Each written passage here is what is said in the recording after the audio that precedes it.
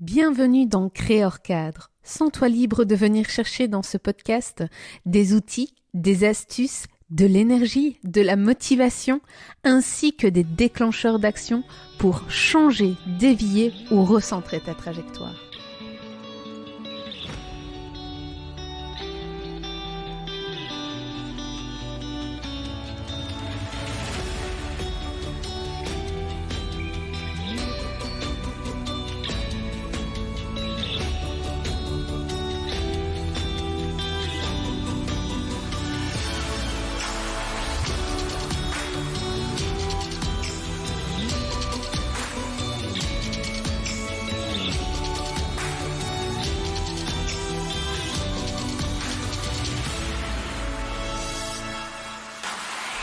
Bonjour Sébastien, merci d'être présent dans le podcast Créor Cadre, ici par rapport au changement radical qui est l'immigration.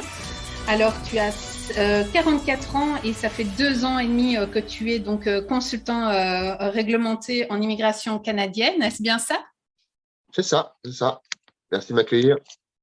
Merci à toi en tout cas d'avoir accepté et aujourd'hui le sujet c'est justement le côté de l'EIMT ainsi que les dispenses surtout orientées par l'immigration arrivée sur le territoire mais là hors Québec.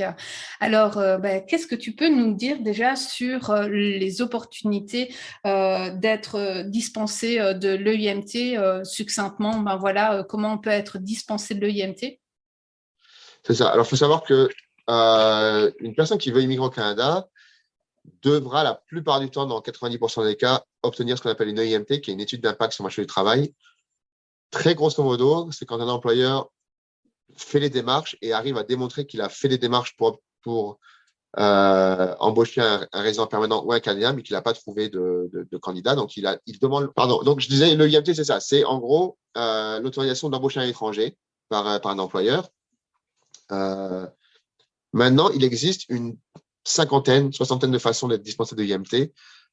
Les plus communes pour les francophones, par exemple, si vous êtes dans un pays qui a un accord avec le Canada, la France, la Belgique, le Mexique, etc., il y a ce qu'on appelle le programme Expérience internationale Canada, donc PVT, JP, etc., qui permet d'obtenir un permis de travail sans EIMT pour les jeunes travailleurs. En général, il faut avoir moins de 30 ans, moins de 35 ans, ça dépend du pays. Et on obtient un permis de travail d'une année ou de 2 ans, qui peut être ouvert ou fermé, ça dépend de si on a une offre d'emploi ou non, mais qui est dispensé de IMT. Donc, l'employeur n'a pas besoin de faire de démarches énormes avant de pouvoir employer quelqu'un. Une autre dispense qui est très utile pour les francophones, lorsqu'un employeur veut embaucher un francophone hors Québec, hors de la province de Québec, dans un emploi qualifié, donc pas n'importe quel emploi non plus, il peut demander une dispense de IMT via la mobilité francophone. Donc c'est ça. Francophone hors Québec dans un emploi qualifié peut être dispensé de IMT. Pareil, si vous êtes en couple, il suffit que l'un d'entre vous ait un permis de travail et une offre d'emploi pour que l'autre puisse avoir un permis de travail ouvert, sans EIMT. À l'époque, avant le 30 janvier, il fallait que la personne ait un emploi qualifié. C'est plus le cas maintenant. Donc, n'importe quel emploi que la personne qui a un PVT ou un permis de travail quelconque peut obtenir, son conjoint peut avoir un permis de travail ouvert. Ses enfants à charge peuvent aussi avoir un permis de travail ouvert maintenant, c'est nouveau. Voilà, tout ça sans EIMT, tout ça relativement facilement. Parce qu'il faut savoir que les démarches d'EIMT sont assez longues, coûteuses pour l'employeur, c'est l'employeur qui les fait. Ça coûte 1 000 $ à l'employeur. Ça peut coûter plus cher si c'est au Québec parce qu'il y a aussi les frais de la province de Québec. Et ça prend du temps. Ça prend plusieurs mois pour obtenir une EIMT. Alors, par rapport justement à l'EIMT, donc hors Québec, quels sont les avantages de passer par hors Québec, justement? L'avantage, surtout pour les francophones, d'être hors de la province de Québec, c'est que déjà, la mobilité francophone, c'est la grosse exemption de l'IMT qui est beaucoup utilisée pour les francophones. Au Québec, il y a très, très peu de dispenses possibles de l'IMT. Si vous ne pouvez pas rentrer dans la catégorie JP, PVT, c'est-à-dire que si vous avez plus de 35 ans, par exemple, ou que vous n'êtes pas d'un pays qui a des accords avec le Canada, ou que vous ne pouvez pas avoir le PVT parce que c'est un tirage au sort, donc il y a toujours des possibilités de ne pas l'avoir. Il n'y a pas beaucoup de possibilités. À part être le conjoint, encore une fois, d'un étudiant, d'un travailleur au Québec, vous aurez besoin d'une IMT. L'avantage du Québec, c'est qu'il y a les IMT qu'on appelle simplifiés, donc c'est un peu plus simple à obtenir que dans le reste du territoire. Mais en même temps, dans le reste du territoire, si vous êtes francophone, vous pourriez ne pas en avoir besoin parce que vous êtes francophone. Donc, c'est un gros avantage. Ok. Alors, par rapport à maintenant, justement, quelqu'un qui n'a entamé aucune démarche, les conseils les plus simples que tu lui donnerais pour immigrer, ça serait quoi? Ça va dépendre de son âge déjà. Si la personne Plus de est 35 ans. plus de 35 ans, ok.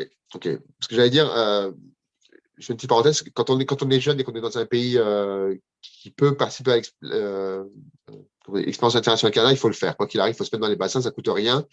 C'est un tirage au sort, mais si on est tiré au sort, c'est super. Sinon, on fait autre chose. Maintenant, si on n'a pas la chance d'être tiré au sort ou qu'on a plus de 35 ans, comme tu dis, si on peut, et si on veut vraiment se donner les moyens d'y arriver et faire un peu d'effort, moi, j'éviterais le Québec. Parce que plus de 35 ans, ça veut dire, si vous allez au Québec, ça veut dire EIMT, forcément, quasiment. À moins d'avoir un conjoint, encore une fois, qu'on en a parlé, mais ça veut dire faire une demande de IMT. Et alors, ça peut marcher, hein, il y a des employeurs qui sont d'accord pour le faire, mais c'est quand même une grosse démarche et c'est pas très simple. Alors que si vous alliez, je sais pas, en Ontario, au Manitoba, n'importe où hors Québec, il n'y a pas de IMT pour les francophones. Dans des emplois qualifiés, Si c'est des petits emplois, évidemment, il y aura forcément une IMT. Mais si c'est pour un poste, je sais pas, n'importe quoi, de plombier, maçon, ingénieur, tout ce qui est emploi il y a des catégories qu'on appelle les FAIR, maintenant on appelle ça formation, éducation, expérience et responsabilité. Ça va de 0 à 5, donc tout ce qui est 0, 1, 2, 3, ça va être qualifié, tout ce qui est 4, 5 ne va pas l'être. Si vous obtenez une offre d'emploi dans un job 0, 1, 2 ou 3, tout ce que l'employeur a à faire, c'est aller en ligne, déposer une offre d'emploi, ça prend vraiment 20 minutes, 30 minutes s'il tape comme ça. Après ça, il paye 230 $ seulement par rapport aux 1000 $ de IMT. Et après ça, vous faites votre demande de permis de travail. Alors, soit en ligne, soit si vous pouvez à un point d'entrée, donc directement en arrivant au Canada, par exemple, ou si vous y êtes, vous sortez, vous rentrez, le fameux tour du poteau, et vous pouvez avoir le permis de travail tout de suite, en quelques heures. Ok. Donc, c'est un gros avantage. Ouais.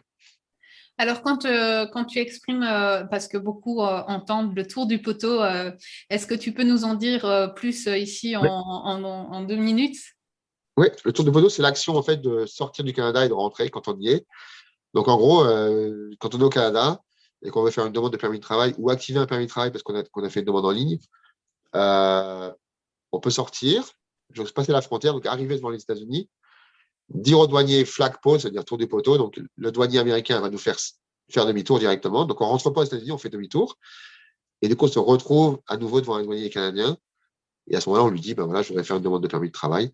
On peut aussi, si vous êtes français, par exemple, ou belge, et que vous n'avez pas besoin de visa pour rentrer aux États-Unis, vous pouvez aussi aller visiter les États-Unis, passer un week-end là-bas, et en revenant, faire vos démarches. Vous n'êtes pas obligé de faire absolument un tour de poteau parfait, vous pouvez juste faire un voyage. Vous pouvez aussi voyager, vous pouvez rentrer en Belgique ou en France, et au retour de Belgique ou de France, faire votre demande. Le tout, c'est de rentrer au Canada, par un biais ou par un autre. Si vous êtes pressé, évidemment, le mieux, c'est de juste sortir et rentrer. Ok. Alors, c'est intéressant par rapport à donc ici, on a vraiment les deux axes, le côté du Québec et hors Québec. On a les dispenses de IMT et l'opportunité administrative de faire le IMT, d'être donc hors Québec, de pouvoir justement trouver un emploi qualifié ou non en fonction de gradation, donc de 1, 2, 3 qualifiés, plus 4, 5 là non qualifiés. Si maintenant les gens rentrent dans plus cet axe d'emploi non qualifiés, quelles sont leurs chances de travailler leur résidence permanente? Quelles seraient les démarches? Ouais. Au Québec, elles sont quasi nulles. Au Québec, il faut savoir que le Québec, c'est la seule province qui sélectionne ses candidats. Donc, pour obtenir la résidence permanente, il faudra d'abord obtenir ce qu'on appelle le CSQ, qui est le certificat de sélection du Québec. Pour ça, il y a deux possibilités. Soit le PEQ, le programme d'expérience québécoise, où pour ça, on va demander 24 mois d'expérience qualifiée. Donc, si une personne est dans un job 4 ou 5, ça ne va pas marcher. Ou le PRTQ, le programme régulier des travailleurs qualifiés, où là encore, il faut de l'expérience qualifiée. Donc, dans tous les cas, au Québec, ce sera compliqué si on n'a pas d'expérience qualifiée. Hors Québec, c'est aussi compliqué, c'est un peu moins compliqué, mais ça l'est aussi. Déjà, le fait de ne pas avoir d'expérience qualifiée, ça exclut de l'entrée express. Donc, tous les programmes d'entrée express ne marcheront pas parce qu'il faut de l'expérience qualifiée. Il faudra forcément passer par ce qu'on appelle les PCP, les programmes des candidats des provinces. Donc, chaque province a un programme qui lui est propre. Et chaque programme de chaque province a différents volets. Il y a un volet pour les étudiants, il y a un volet pour les personnes qui ont obtenu un diplôme. Et il y a forcément, à un moment donné, un volet pour les personnes non qualifiées. Et en fonction des provinces, ça dépend. Par exemple, je sais qu'en Colombie-Britannique, ce n'est pas tous les postes non qualifiés qui sont admissibles. Il y a une certaine liste.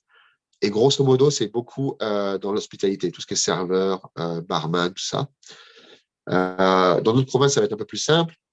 Il y a aussi d'autres programmes fédéraux. Il y a le programme, par exemple, le programme le programme d'immigration du Canada Atlantique. Donc, toutes les provinces atlantiques, Nouveau-Brunswick, Île-de-Prince-Édouard, Nouvelle-Écosse et Terre-Neuve-Labrador.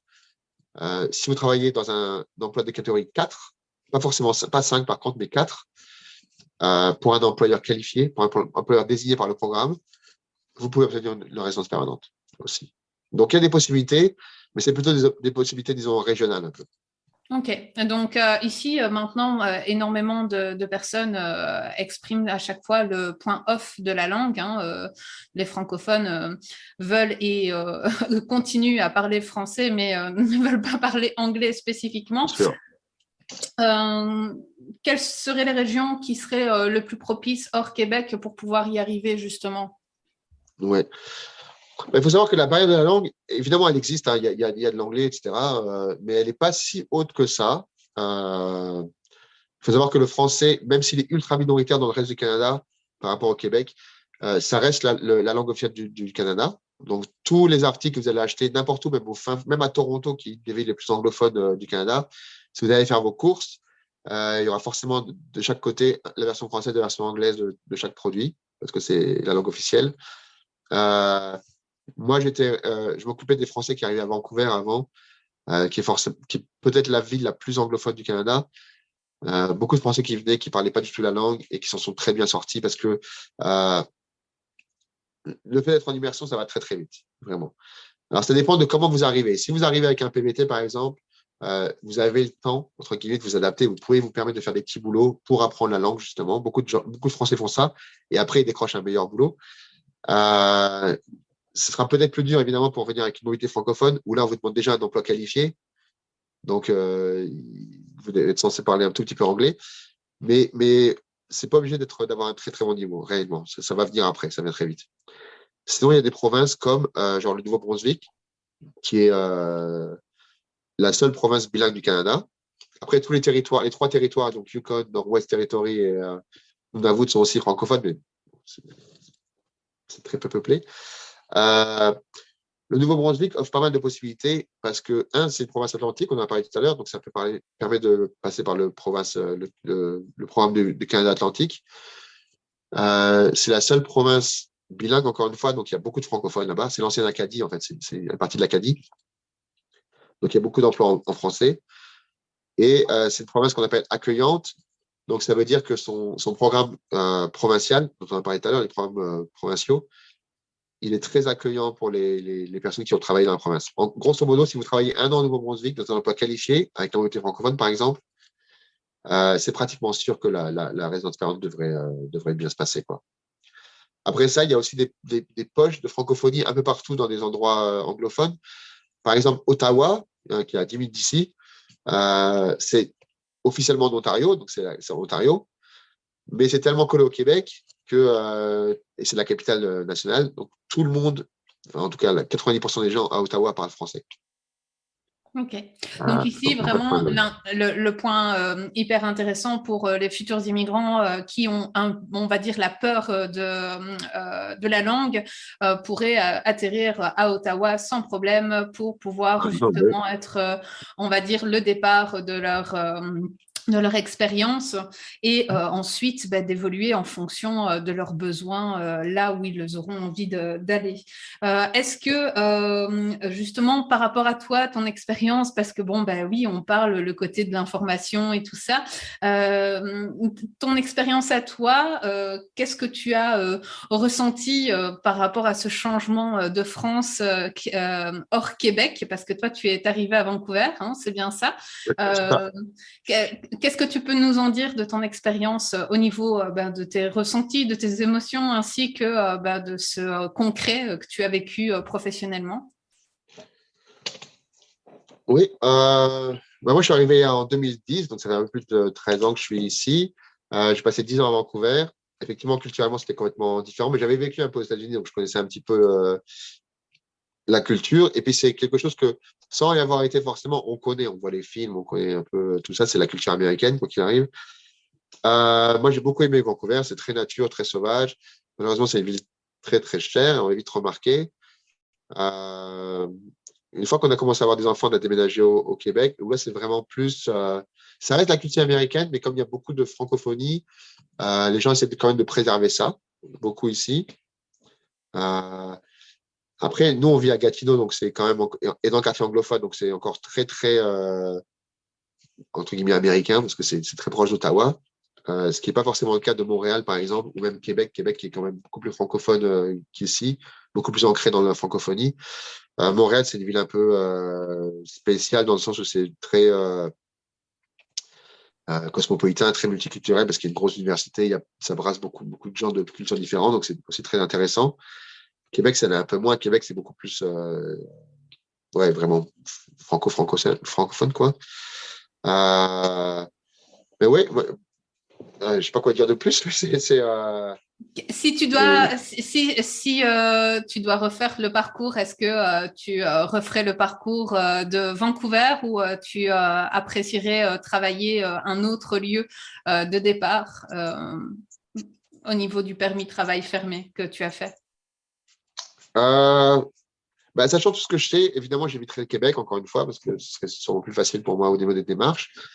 Euh, Maintenant, j'ai adoré Vancouver. Je pense que si je pouvais y retourner, j'y retournerai. Mais j'aimerais bien, oui, pourquoi pas visiter dans d'autres villes. Je sais que je suis allé quelques fois à Toronto. J'aime beaucoup Toronto aussi. Euh, mais après, j'aime beaucoup le Québec aussi, clairement, et on est très content de là où on est. Mais on a déménagé une fois qu'on était Canadien. On n'a pas déménagé, on n'a pas attendu d'être Canadien pour déménager. Il se trouve que ça s'est fait parce que on a des enfants et que c'est beaucoup plus simple. On n'a pas attendu d'être dans nos papiers. Comme beaucoup de Français attendent les papiers pour repartir après au Québec. Nous, on n'a pas fait ça, mais c'est sûr qu'en étant Canadien déjà, on n'a pas senti, on n'a pas eu de difficulté à venir au Québec. Voilà. Quelqu'un qui arrive de France directement ou de Belgique directement au Québec, il y a l'adaptation déjà sur la culture, mais il y a aussi tous les problèmes d'immigration. Il faut être beaucoup plus préparé si on arrive au Québec que si on arrive ailleurs. On peut se permettre, en arrivant hors Québec, d'être un peu moins préparé. Ok, super. Mais donc au final, pour pouvoir justement globaliser et conclure, c'est que tout est possible. La solution est en fonction, bien entendu, des besoins de tout à chacun.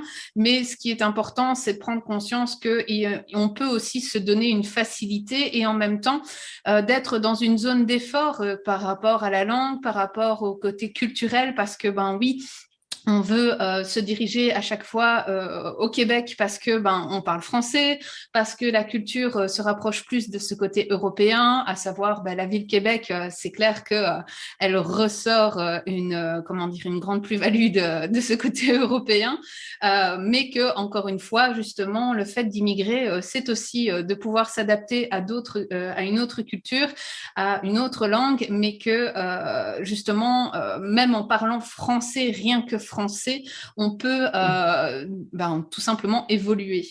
En tout cas, le côté... Je vais juste dire, Oui. rajouter quelque chose, c'est que j'ai beaucoup, beaucoup de clients ou beaucoup de gens que je vois parler qui disent, voilà, j'ai mon PVT, je vais faire un an, je vais faire 6 mois, un an au Québec, à Montréal, pour apprendre l'anglais. Après, je bougerai ailleurs. Ça n'est jamais arrivé. Si les gens vont à Montréal, ils vont jamais parler anglais, ou très peu, et ils vont jamais bouger. Par contre, ce qu'il faut savoir, ce qui est bien aussi, c'est qu'il y a beaucoup de gens, des fois, quand les gens sont un peu indécis et qu'ils veulent absolument aller au Québec parce qu'ils ont peur de la langue, etc., s'ils veulent vraiment faire ça, qu'ils aillent au Québec. S'ils peuvent le faire, si c'est des PBT par exemple ou des JP, ils peuvent faire 1 an au Québec et l'autre année ailleurs, par exemple. L'avantage de ça, c'est que l'expérience acquise au Québec va compter pour le reste du Canada. Ce qui n'est pas le cas forcément inversement. L'expérience acquise hors Québec, si vous déménagez après au Québec, ne va pas forcément compter. Elle ne comptera pas, par exemple, pour le PEQ, pour le programme d'expérience québécoise, parce que ce n'est pas l'expérience québécoise. Mais on peut travailler 1 an au Québec, bouger, je ne sais pas, en Ontario ou ailleurs, et après demander sa résidence permanente basée sur le fait qu'on a fait 1 an déjà d'expérience au Québec. Donc ça, c'est intéressant.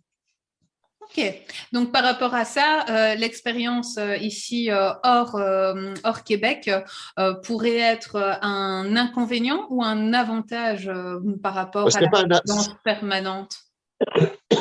Ce n'est pas un avantage en soi parce que déjà, ça retarderait beaucoup pour le PEQ parce que pour le programme d'expérience québécoise, il faut que l'expérience soit québécoise. Donc, si vous avez accumulé l'expérience hors Québec, elle ne comptera pas. Par contre, elle peut compter pour le PRTQ, pour le programme régulier de travailleurs qualifiés. Ça peut compter.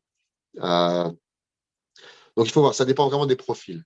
Et à combien d'années on a besoin justement pour que ça soit validé? Combien d'expérience au niveau du Québec?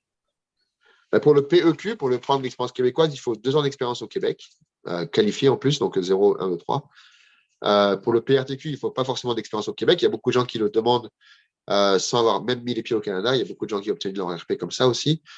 Mais ce n'est pas pour tous les profils. Ça dépend vraiment. Le PRTQ, comme Entrée Express hors Québec, c'est un système de points. Donc, ça va être basé sur votre âge, votre expérience professionnelle, vos diplômes. Tout ça, ça va être des points que vous marquez. Et en fonction de vos points, on va sélectionner les meilleurs candidats. Donc, si vous n'avez pas beaucoup de diplômes, c'est quasiment déjà fichu de ce côté-là. L'avantage du PEQ, le programme d'expérience québécoise, c'est qu'on ne demande pas de conditions folles au niveau des diplômes. Il n'y a pas de système de points, il n'y a rien. Mais il faut 2 ans d'expérience. Ok, donc voilà. Donc c'est le côté, encore une fois, il y a des avantages, il y a des inconvénients des deux côtés. Le tout, c'est de trouver à un moment donné ce dont on a besoin et de savoir aussi le pourquoi on veut immigrer. Et ça, c'est encore une fois tout à chacun, comme j'avais exprimé au tout début. Mais en tout cas, Sébastien, merci d'avoir déjà détricoté une toute petite partie de l'immigration. Ce qui est important, c'est que Sébastien est bien présent pour pouvoir répondre aux questions et n'hésitez pas à revenir sur ma page, mon groupe Facebook Créor Cadre et sur Instagram et si besoin de vous orienter en fonction de vos questions aux personnes professionnelles adéquates parce que cette vigilance et ça c'est important, c'est que je m'appelle Lindsay et j'ai créé ce podcast pour aussi donner des informations avec des professionnels qui sont aussi dans la réglementation d'immigration, à savoir qu'on a de tout pour pouvoir justement se faire avoir. Et donc ça, c'est la petite sonnette d'alarme que j'apprécie aussi verbaliser parce que ça peut être une perte de temps et une perte d'argent. Et alors aussi le fait que vous pouvez aussi passer à côté de votre rêve et le but c'est d'y arriver quand même avec, vous avez votre objectif mais le but c'est d'emprunter quand même la route la plus directe et Sébastien est une des personnes adéquates pour pouvoir travailler avec vous. Donc merci Sébastien de cette entrevue. Et, merci à toi. Merci et au plaisir de vous retrouver. Je vous souhaite toutes et tous une excellente journée, une nuit en fonction de là où vous écoutez aussi. Bye bye.